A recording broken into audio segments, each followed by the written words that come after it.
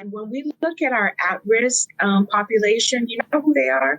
They really are the siblings of our court involved. So they see their older brother coming into our Harlem Community Center, and they see their older brother getting services for digital literacy, financial literacy, leadership council, teen empowerment, and they, coding, and they say, you know what, that's cool. I want to be part of that. Because when you look at the time frame that young people get in trouble, it's after school because they have nowhere to go. Welcome back to What I Know Now. I'm your host, Cole Williams, and today we're talking about the realities and what it means to reimagine the juvenile justice system. I am excited to have you here. Liz, can you, because many of our listeners have no idea who you are, where you're coming from. And so I always like our guests to maybe introduce themselves first, and then we'll start our story. So can you give your name, last name, and tell us a little bit about yourself? Sure. My name is Elizabeth Frederick. My preference is to go by Liz. I am the executive director for Avenues for Justice. And Avenues for Justice is a nonprofit organization based in New York City. And we're an alternative to incarceration program. So when I say ATI, that's what that means. And we provide services to young people between the ages of 13 to 24 who are court involved and at risk. I have been in the criminal justice, juvenile justice space now for close to 27 years. I've been at Avenues for Justice. It's going to go on next year, 20 years. And I've worked in all different capacities. So I started out in operations and I moved to development and fundraising. And now I am at the helm of the organization leading, our work forward, carrying the legacy of our co-founder and executive director who retired at the end of last year. And we have been doing this work for 46 years. 46 years. Yes. Yeah. Wow. We started out grassroots in the Lower East Side, co-founded by a law student and a police officer by the name of Andrew Glover. And they just started off by seeing that there was a need for youth programming for young people in the Lower East Side, particularly Black and Brown youth, and who just needed a safe space to congregate, to get, hot meals and legal assistance. And that's how we started. Wow. I feel like as I'm listening to you tell your journey, I can sort of see where the Delta Project has evolved and will continue to grow in.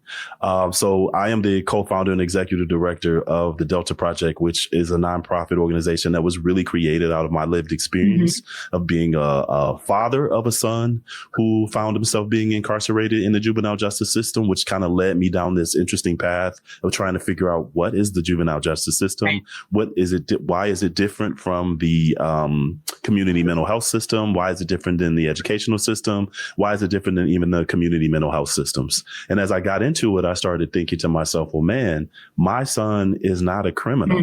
As I sort of imagine when you think about juvenile justice, you think of young people who have committed these heinous crimes, right? And soon discovered that these were a lot of young people that were very much like my son, struggling with their mental health, struggling with community and connections and family, and just having support. And we started the organization to support Black and Brown young people. And what we started with is mentorship, helping them find ways to be able to partner with a young person or an adult in the community. Our biggest one is just experience and how these young people need that support.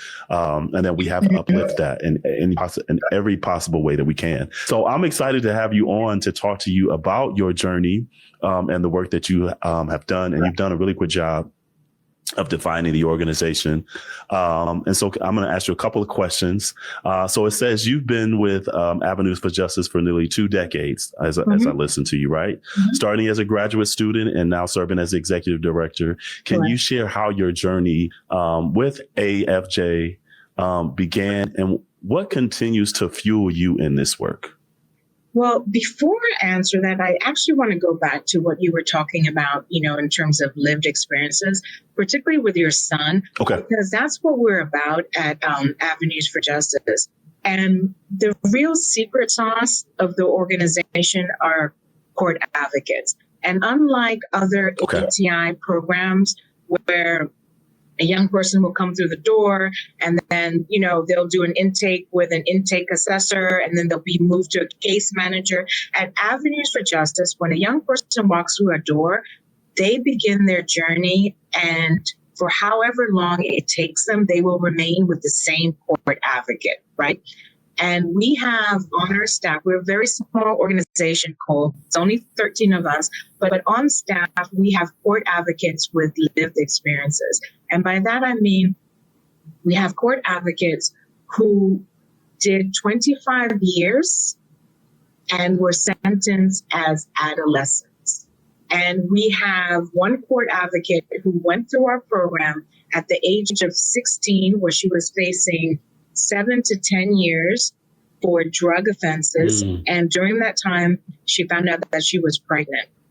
And so she lived in the Lower East Side, which is where we have our flagship community center.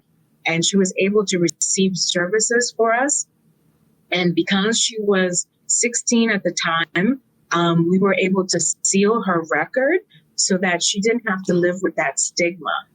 She went on to get her associate degree, went on to John Jay to get her bachelor's in criminal justice, came back to the organization and said, I want to pay it forward. So she's been a court advocate with us for 16 years. Right now, she's doing her master's at NYU for mental health social work, because primarily since the pandemic, we have seen an increase in mental health needs for our young people.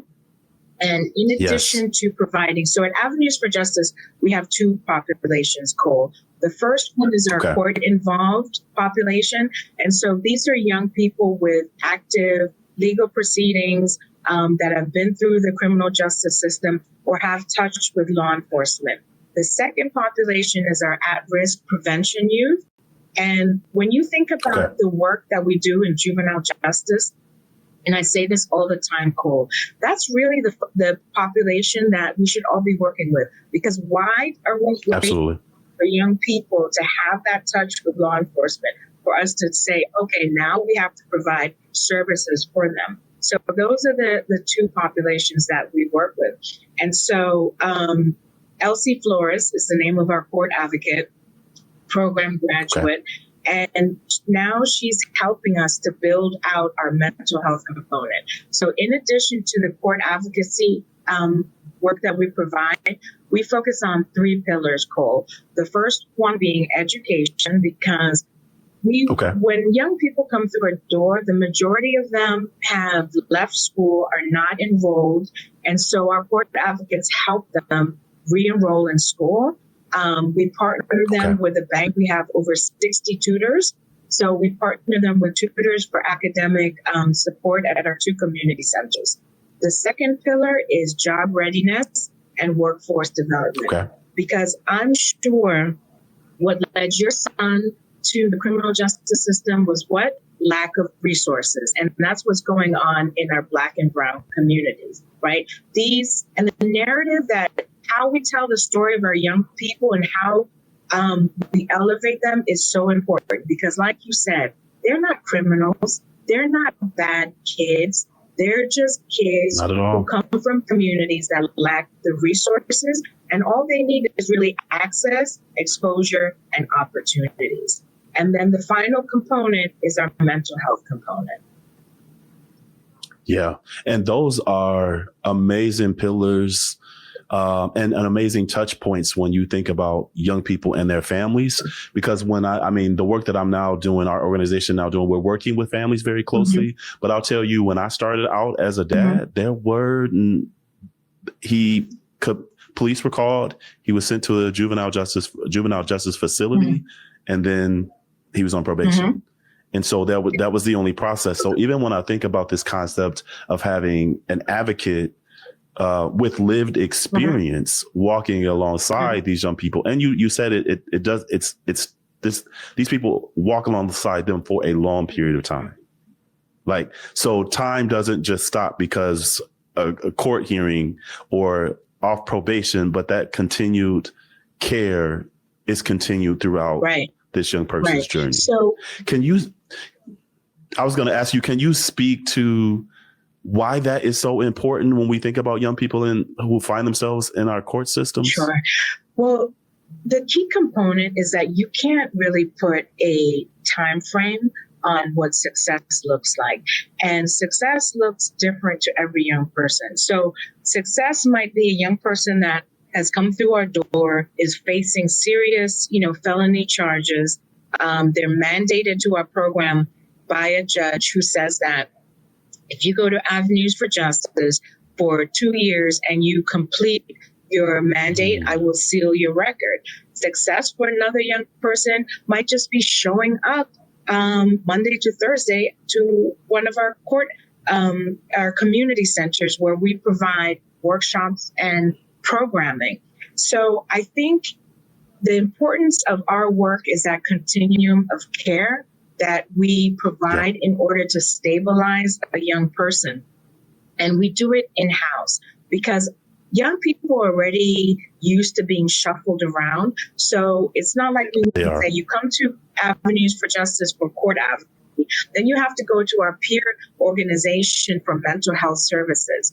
We want to provide as many in-house programming as we can so that they know that Monday to Friday, they can come to our centers. It's a safe space where they can be amongst their peers.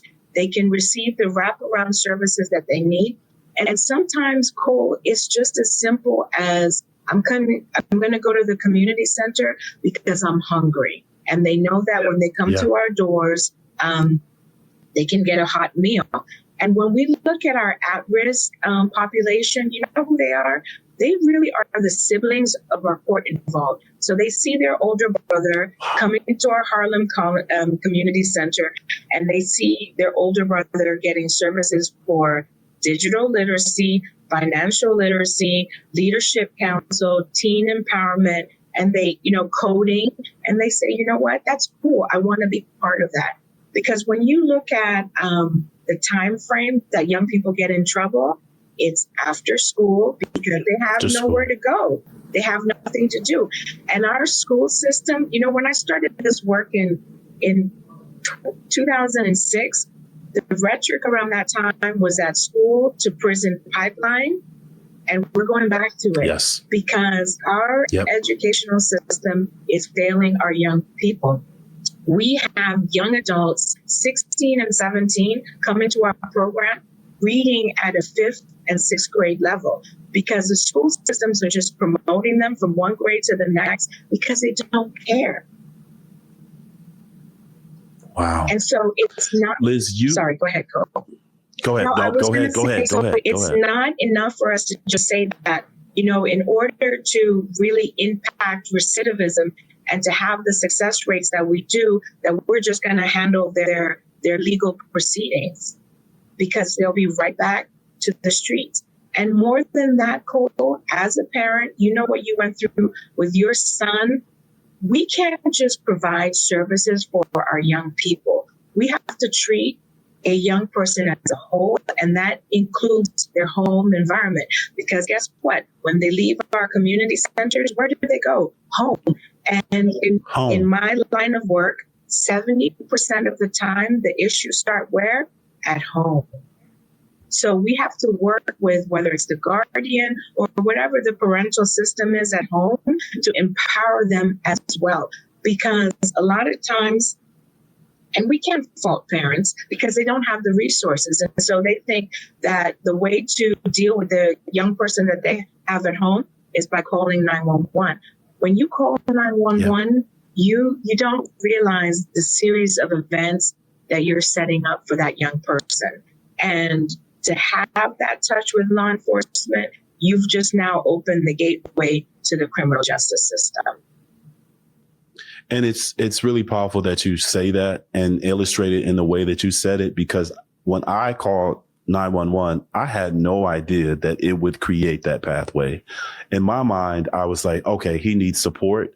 I have continuously heard across the board, eventually we're going to end up in this system. Calling 911 is our last resort, part of our crisis plan.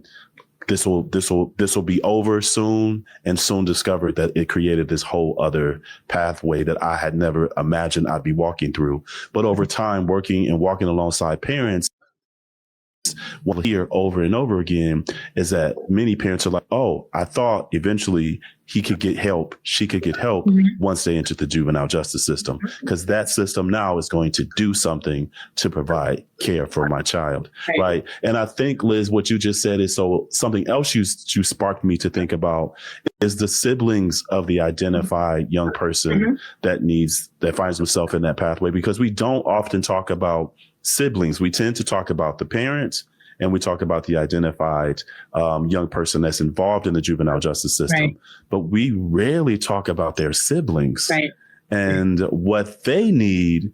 And so how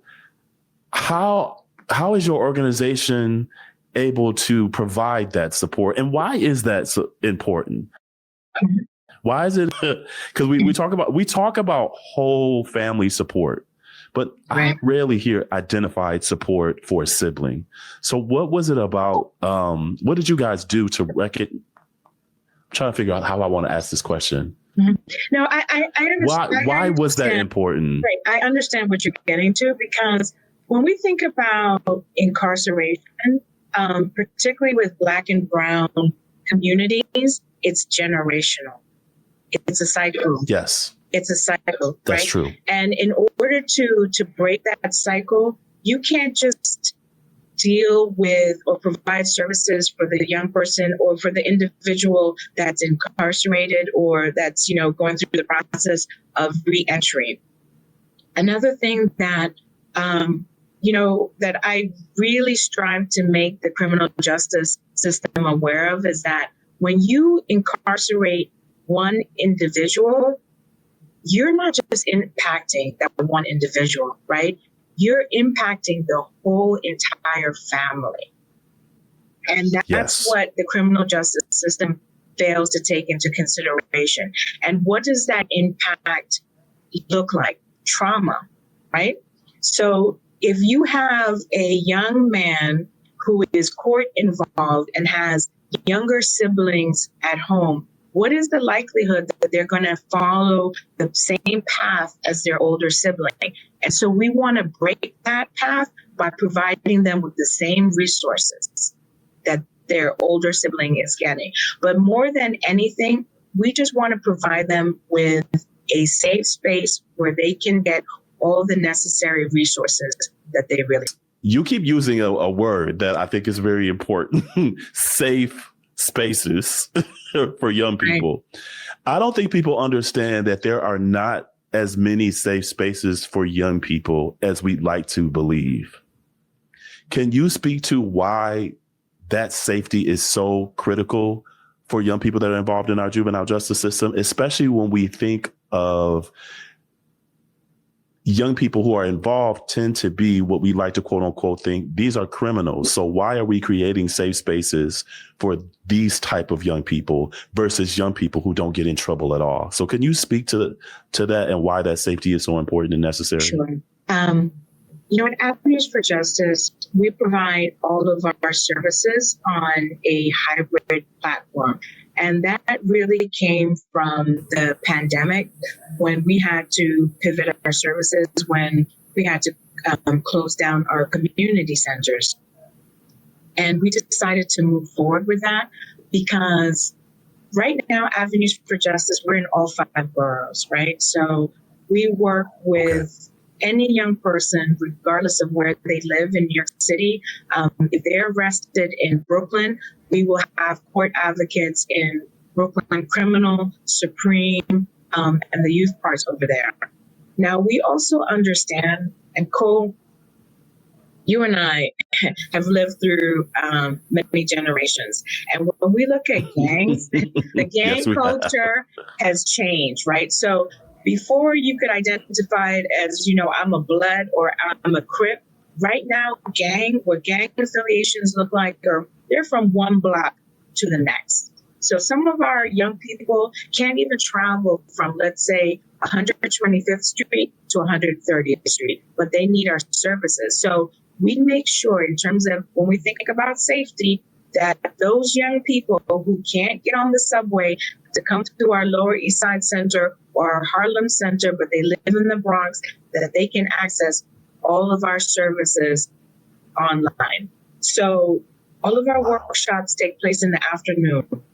So that young person that can only go from school to home, but they need to be part of our teen empowerment, they can jump on Zoom and access the workshops and programming. So safe space has taken on a new meaning in that it doesn't have to be a physical community center or space that they come to.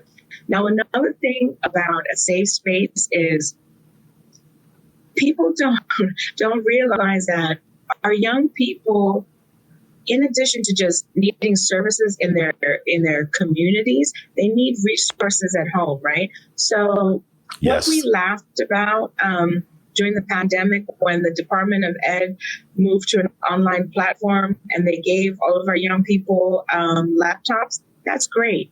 That's great that you gave them technology, but some of them don't even have Wi-Fi or internet at home. So at Avenue Justice, we provide utility assistance. So if we have a young person that says to us, I don't have the internet, I don't have Wi-Fi at home, we'll provide that for them. If we have a young person that says, right now, I opened my fridge and there's no groceries, we'll provide them with groceries assistance. If we have a young person that says, we're back with 3 months on utilities, can you help us with Con Edison? We'll provide them with assistance. We even provide them with rent assistance, because if you're a young person and you're living in a night shift facility and you have a felony record, guess what?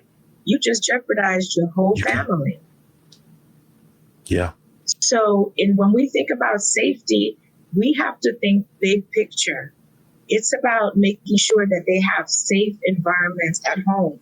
In the past 3 years, Cole, we've lost 3 participants to gun violence who were on track to turning their lives around. But the issue was that when they left our community centers, they had to still go back on their block. And they still had to see those peers who they once ran the streets with, and they're trying to turn their lives around, and their peers are laughing at them and calling them punks and other different names. So when I think about the future of our work, we really have to do something about housing, and how can we remove our young people from those same environments that brought them through our doors? Yeah, Liz, that just reminds me of why this work is so important, because we often talk about providing resources and rehabilitation for young people when they enter our systems. But you're absolutely right. What happens when they return home, and what happens, and not home, maybe in the home sense of the environment of their home, but their neighborhood, their community where they reside and they go to. And when those places don't feel safe, how do we expect for them to be able to really utilize those tools in an environment that doesn't care about those practices that you've gathered along the way to change this version of you from what you used to be into who you are now? And housing has to be another one. I'm gonna share a story with you about one of our participants, because I tell our supporters and donors and funders all the time that our young people are not statistics. They're not data points. Not at all. These are young people with real stories. So we have a young man who was with our program. He's been with our program for a year now, 18, turning his life around. He went through 3 of our internship components where Avenues for Justice, we partner with local BIPOC women-owned businesses in the communities that our young people live in, because we know that these small businesses don't have the money for overhead. So we will pay for 8 weeks the stipend of that young person, 15 hours a week for $17. What? Yeah, $17 per hour. So we have our Okay. young people who go through our internship component for 8 weeks, and we create a pathway to full-time employment because they're so used to, working in hospitality or retail that have these high turnover rates, and they don't really lead to longevity. So we want to place them in industries that they wouldn't think that, me as a young Black woman, I have access to green energy industry, right? Yeah. So this young man, 18, went through 3 internship components, was going to our Harlem Center religiously, Cole, taking all of our programming, shuffling between living with his mother, living with his father. Father has been in and out of his life for the majority of his life, doesn't have a real good relationship with his mother. So, his father, excuse me. So he's been forced to sort of become the man of the house. He goes to his mother's house to confront his father because his father owes his mother some money. They get into a disagreement. It just so happens that at this time, he's staying with his father. Gets into disagreement with his father. He elects to leave the mother's house and go to his father's house. Leaves the father there. The father picks up the phone, calls 911, and says that his son just robbed him, the mother, and the siblings. So 911 is on their way to the father's house now. The father goes with the police to his house. We have our young person in his father's house. The police are banging on the door. Anybody would panic. So he breaks the back window open to try to get out. The father opens the door. In the scuffle of things, NYPD rushes in. One of the sergeant falls, hits his head, gets a concussion. He's climbing out of the window. They shoot him in the back, Cole, and in the lower arm. He ends up in the hospital, critical condition. He's there for many weeks. He wakes up and he's told he's going to be paralyzed for the rest of his life at the age of 18. The first thing that our participant wants to do is to speak to that sergeant who fell to apologize. Oh, man. Now, NYPD is stating that our young participant had a weapon pulled out. It turns out he did have a weapon in his bag, but it was not pulled out, so it doesn't justify the shooting. Now, again, the first question that when people read the story is like, oh, he's a hoodlum, he's a criminal. Why did he have a gun in his bag? We have seen in the past 2 years a rise in gun possession of our young people. Stems back to safety. Why are you carrying a gun? Because I don't feel safe.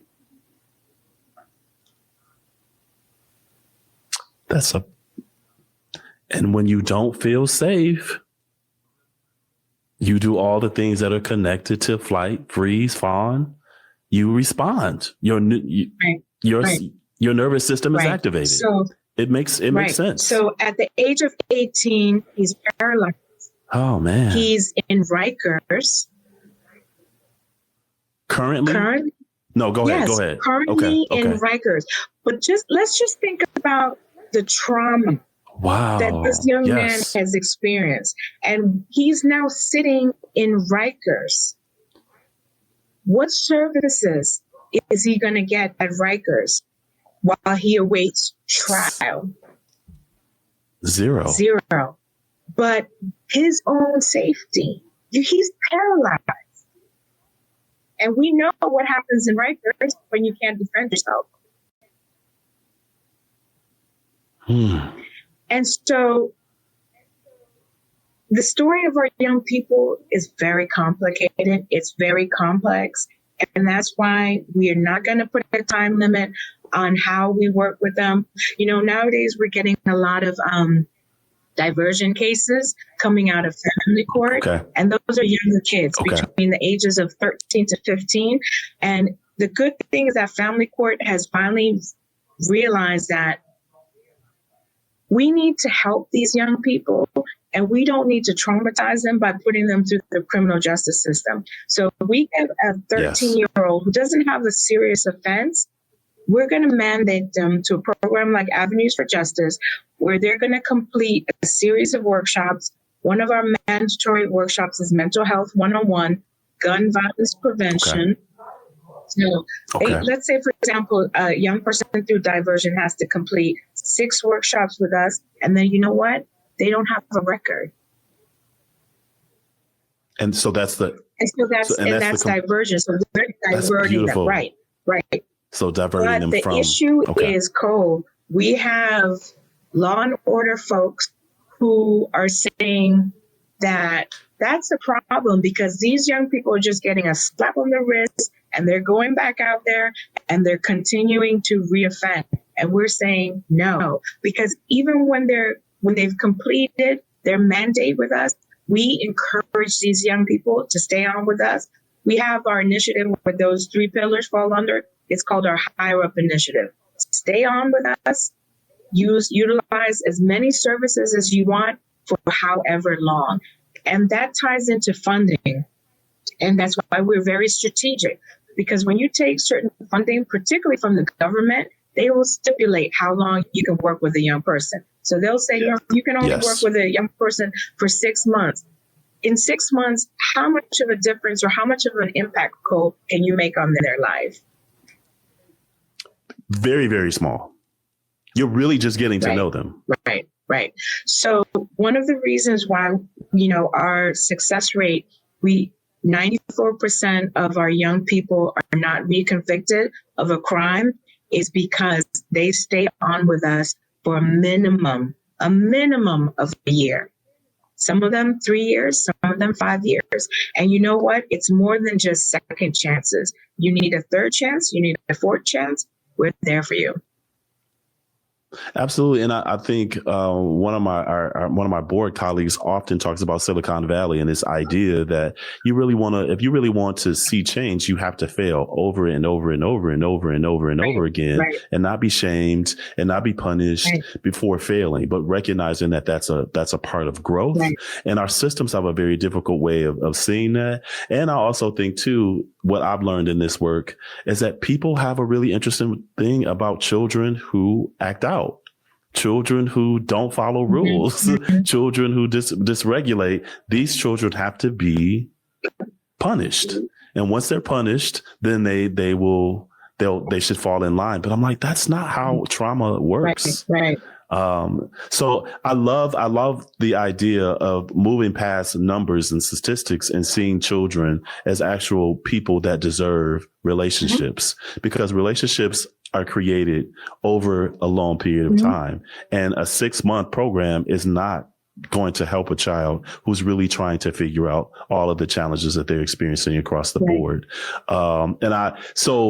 So there's that you guys serve kiddos that are in the space of diversion and kiddos, young adults who have some often serious crimes, right? Yeah. Okay. So anywhere, felony charges, misdemeanors, court involved, reentry. We also work with reentry through the Mayor's Office of Criminal Justice.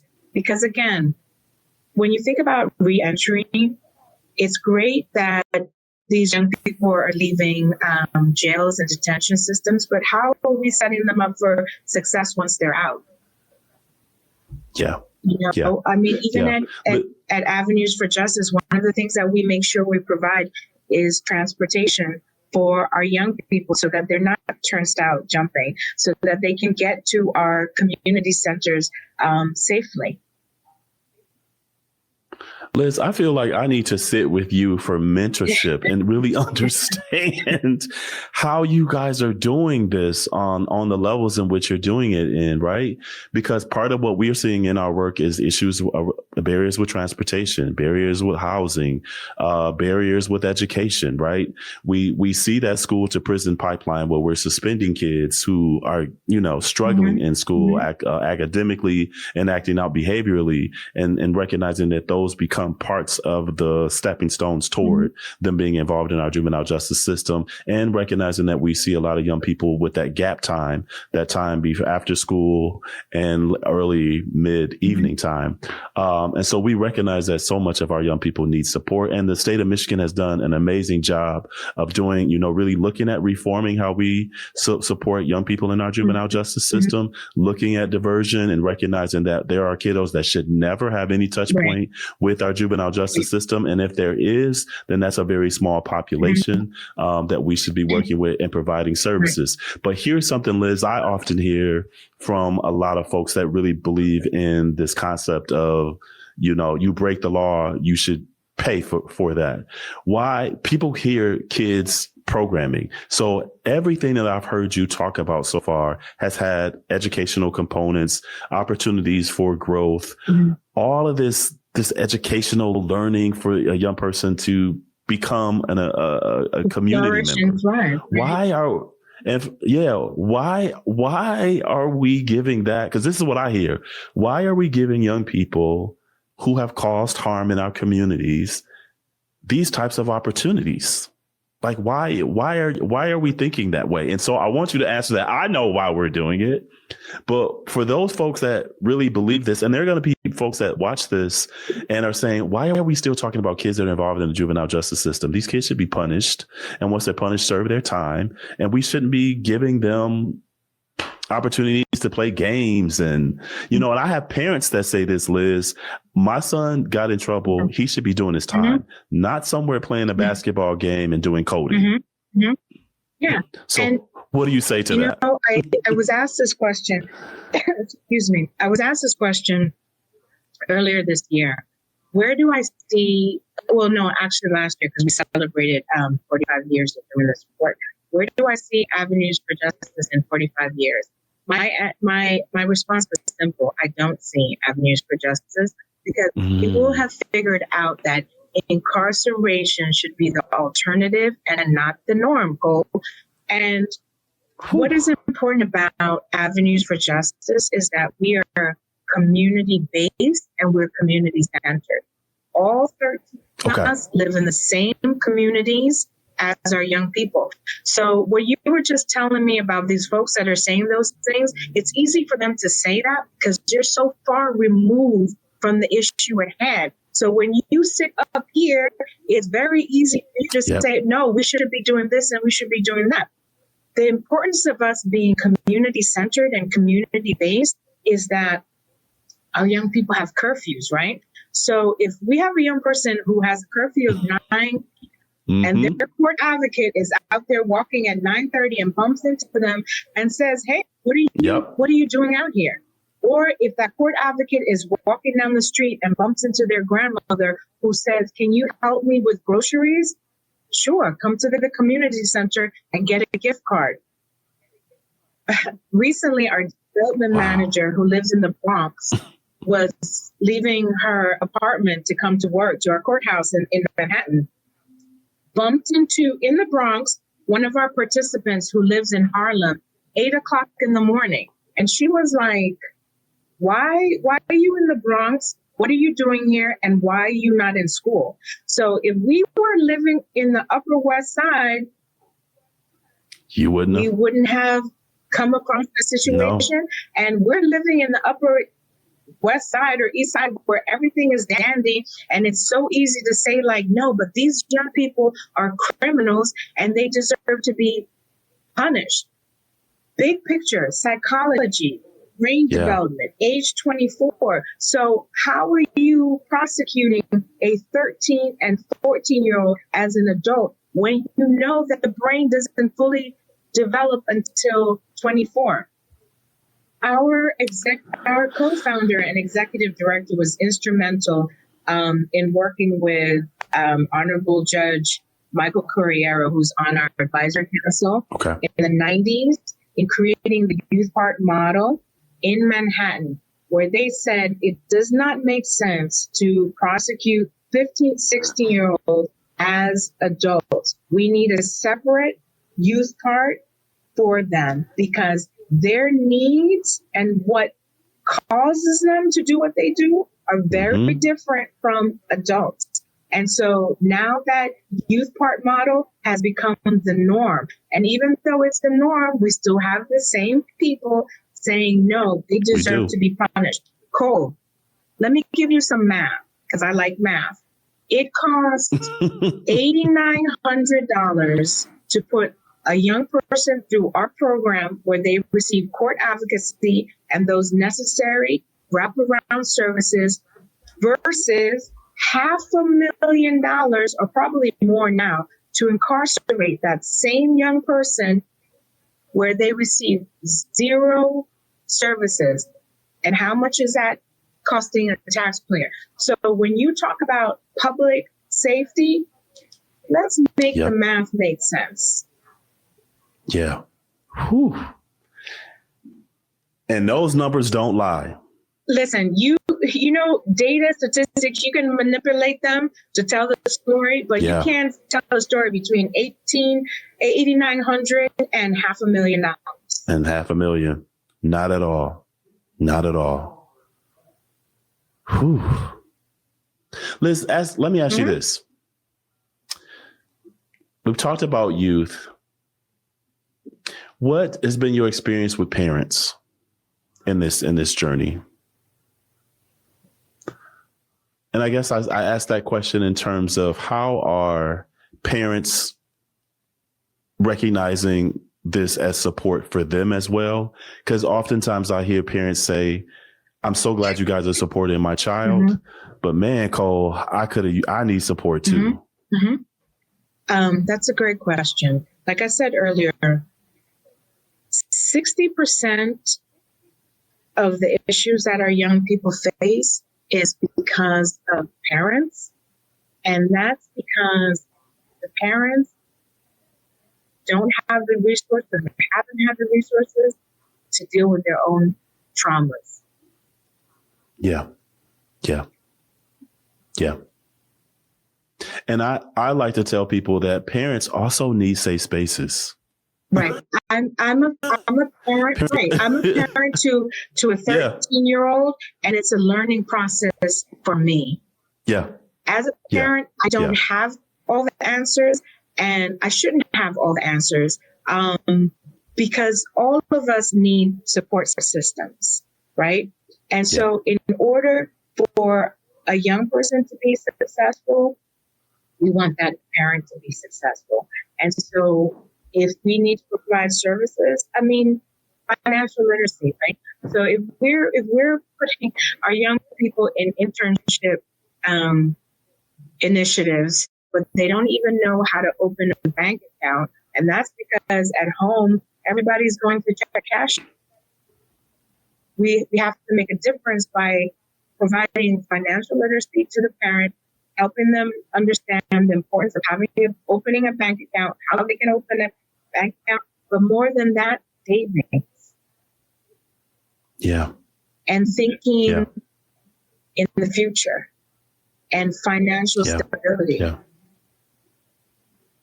Yeah.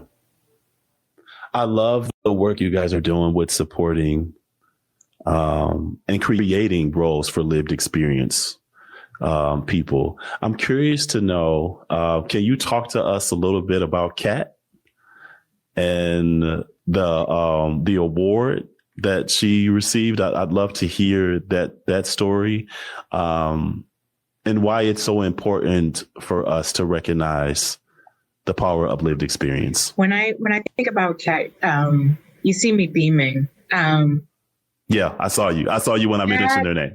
Kat is so special to me. When Kat came through our doors, she was 19, facing grand larceny charges, which would mean that she would be incarcerated for 7 years. Now, Cole, you remember when you were a 19-year-old? Oh, I do. Right? And you were just finding your place in the world. trying to figure out who you were. So imagine if at the age of 19, Kat was incarcerated. She would be coming out, close to, let's say close to her 30s. Would have lost out on the significant 20s of coming into her womanhood, finding her position in the world, securing employment. The criminal justice system would have done her a disservice. Yeah. Kat's family is originally from the Dominican Republic, grew up in the Bronx in a 3-bedroom apartment with 9 people living in there. Her older sibling was incarcerated. And you know what Kat told me? She said that when she saw what her mother went through with her older brother being incarcerated, and when she was in that courtroom, she said to herself that she needed to do everything possible so that she didn't traumatize her mother. She was in that court system, in criminal court in Manhattan, overwhelmed, scared as anybody would be. And we just so happened to have a court advocate who saw, the bewilderment on her face, went up to her and, had a conversation, found out why she was there that day in court, and told her about the services that we provided. So she came up to our program that same day. We did an intake with Kat. Kat went from facing 7 years to, I don't think there was a single program that Kat did not complete while she was at Avenues for Justice. She completed 4 internship placements, where today she is working as a teacher's assistant for the Department of Education. At the end of last year, she got her own apartment. So she went from living with 9 people to having her own apartment, successfully turned her life around.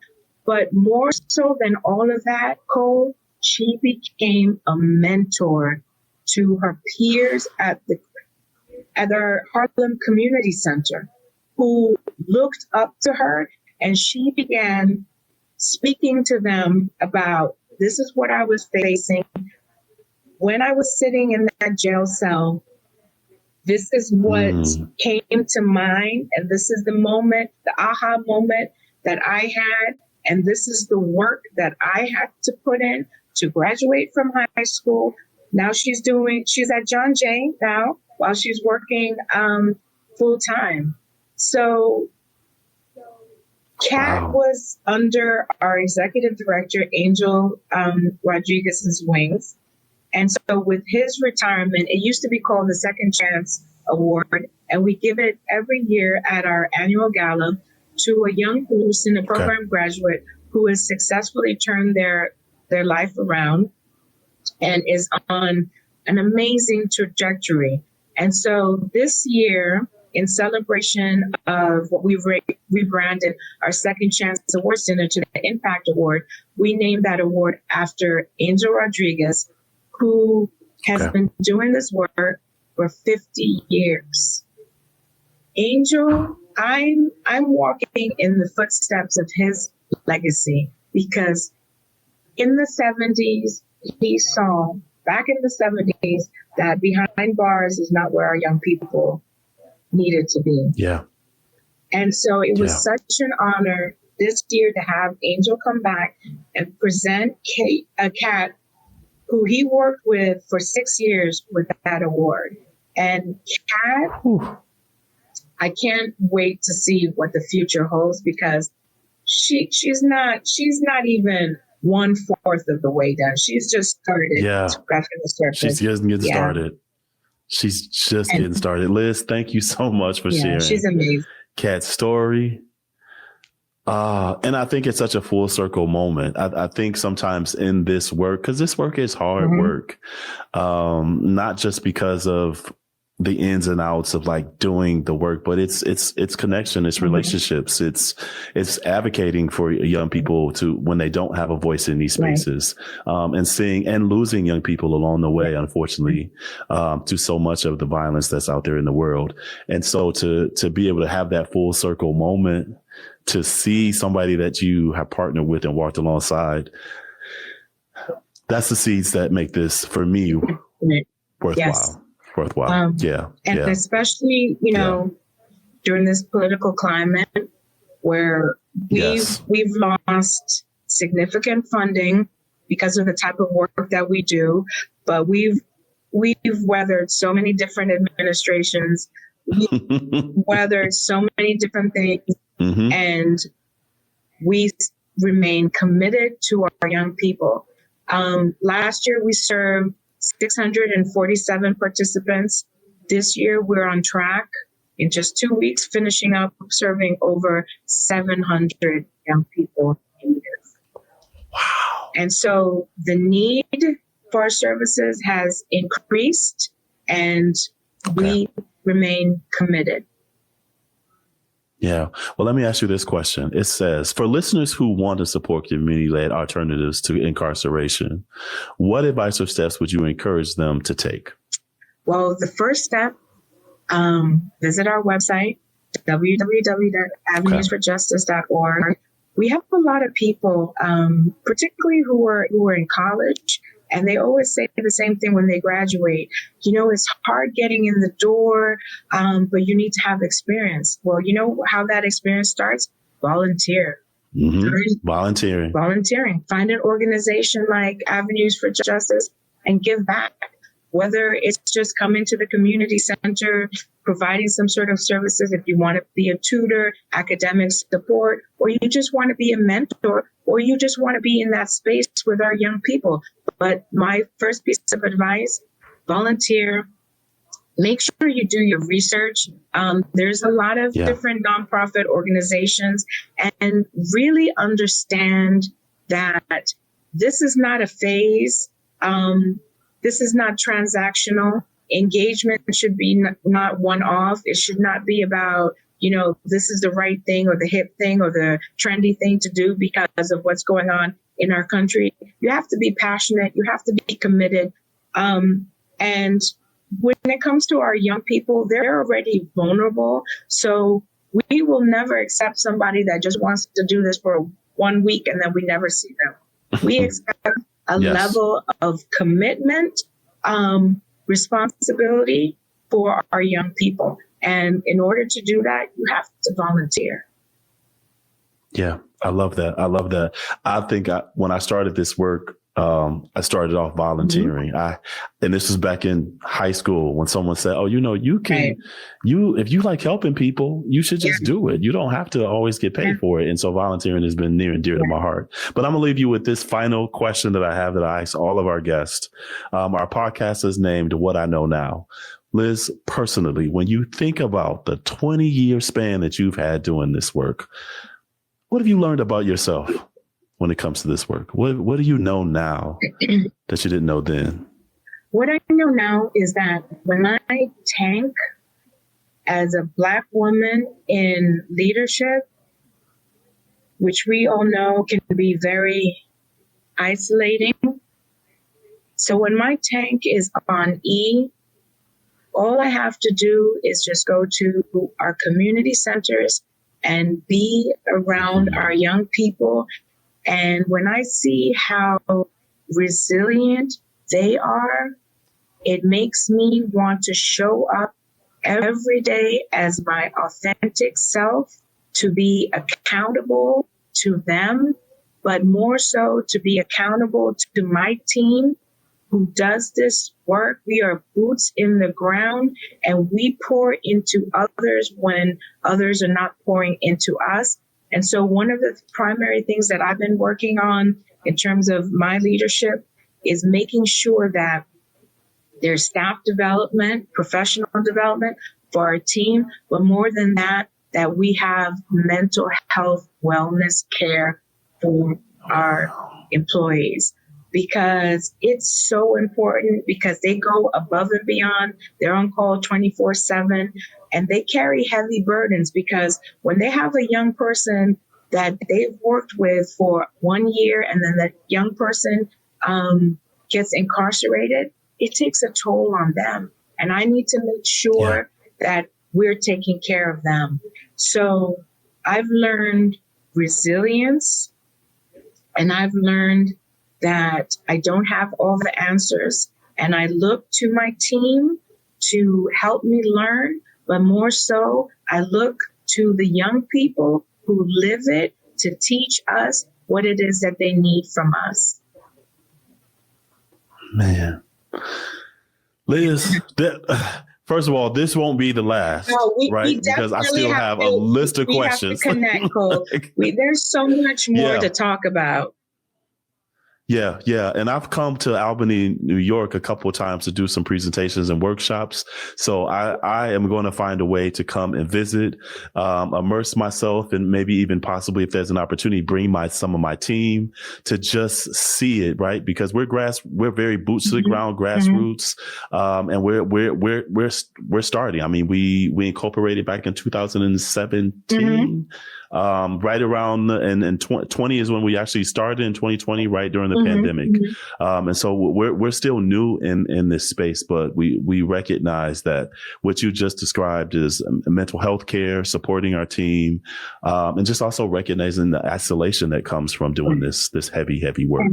So there's so much I want to learn. No, and we're trying to put together a fathers group in 2026.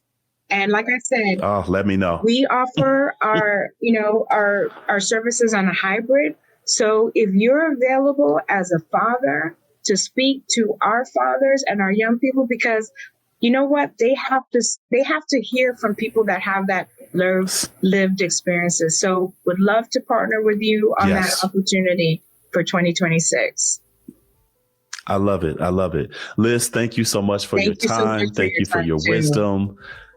Thank you for sharing your journey with us and the journeys of all the other young people that have come across your path and in the work that you all do. I look forward to working alongside you and continuing this conversation. Thank you, Cole. Our work continues. Thank you. Thank you for listening. Check out our programs on the Delta Project's website, thedeltaproject.co, and be sure to follow us on Spotify, YouTube, or wherever you get your podcasts.